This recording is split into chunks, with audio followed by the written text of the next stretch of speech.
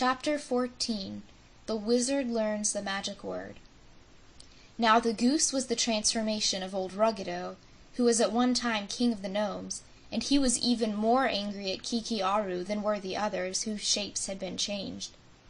The gnome detested anything in the way of a bird, because birds lay eggs, and eggs are feared by all the gnomes more than anything else in the world. A goose is a foolish bird, too, and Ruggedo was dreadfully ashamed of the shape he was forced to wear, and it would make him shudder to reflect that the goose might lay an egg. So the gnome was afraid of himself, and afraid of everything around him. If an egg touched him, he could then be destroyed, and almost any animal he met in the forest might easily conquer him, and that would be the end of old Ruggedo the gnome. Aside from these fears, however, he was filled with anger against Kiki, whom he had meant to trap by cleverly stealing from him the magic word. The boy must have been crazy to spoil everything the way he did, but Ruggedo knew that the arrival of the wizard had scared Kiki, and he was not sorry the boy had transformed the wizard and Dorothy, and made them helpless. It was his own transformation that annoyed him and made him indignant, so he ran about the forest hunting for Kiki, so that he might get a better shape, and coax the boy to follow his plans to conquer the land of Oz. Kiki Aru hadn't gone very far away, for he had surprised himself as well as the others by the quick transformations, and was puzzled as to what to do next. Ruggedo the gnome was overbearing and tricky, and Kiki knew he was not to be depended on, but the gnome could plan and plot which the Hyatt boy was not wise enough to do, and so, when he looked down through the branches of a tree and saw a goose waddling along below, and heard it cry out, "Kiki Aru!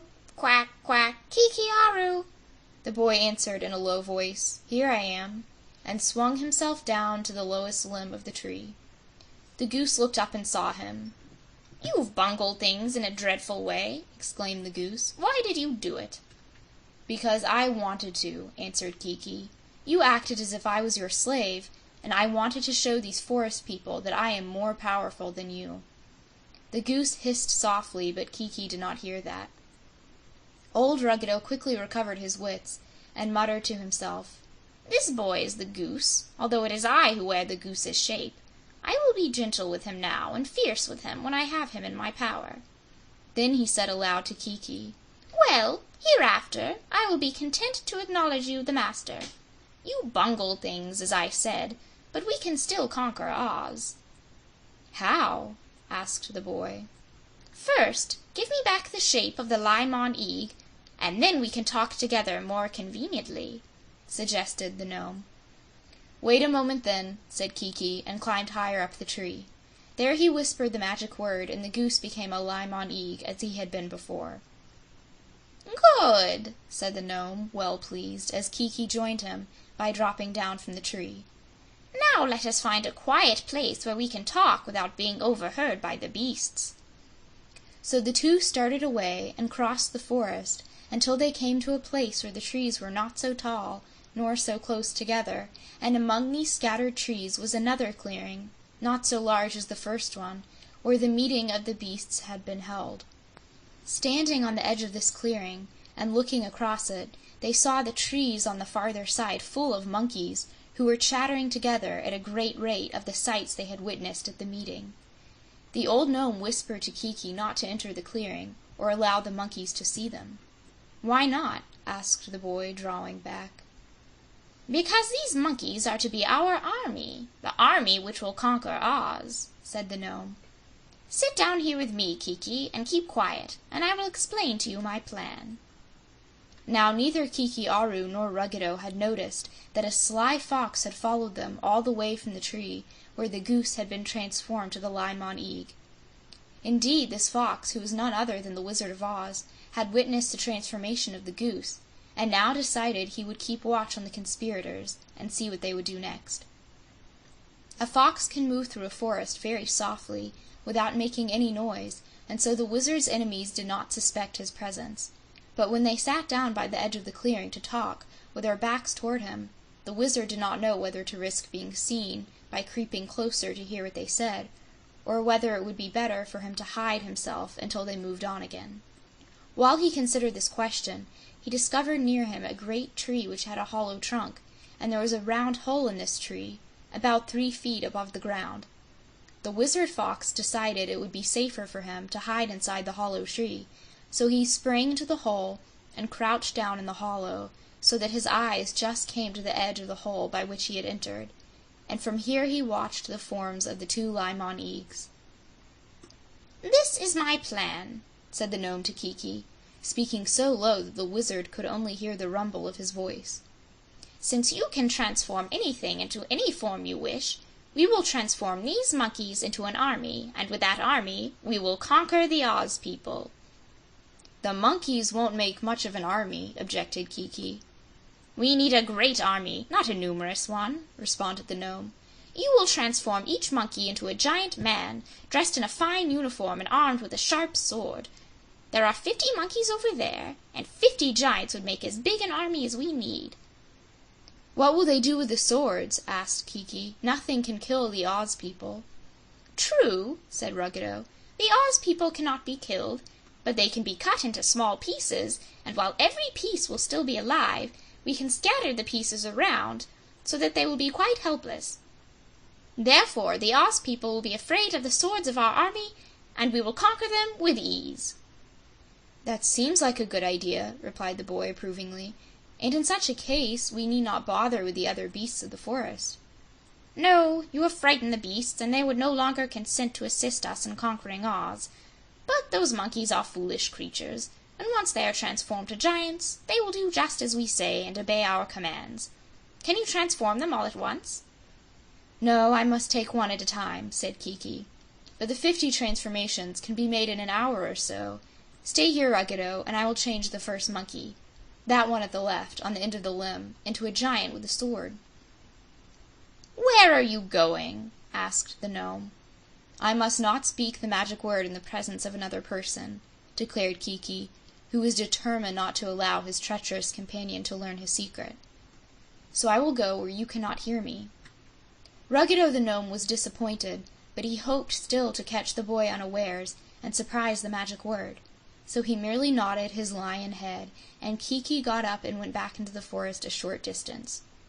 Here he spied a hollow tree, and by chance it was the same hollow tree in which the Wizard of Oz, now in the form of a fox, had hidden himself. As Kiki ran up to the tree, the fox ducked its head so that it was out of sight in the dark hollow beneath the hole. And then Kiki put his face into the hole and whispered, "I want that monkey on the branch of the left to become a giant man, 50 feet tall, dressed in a uniform and with a sharp sword. Pyres Quixogle." Then he ran back to Ruggedo, but the wizard fox had heard quite plainly every word that he had said. The monkey was instantly transformed into the giant, and the giant was so big that as he stood on the ground his head was higher than the trees of the forest. The monkeys raised a great chatter, but did not seem to understand that the giant was one of themselves. "Good!" cried the gnome.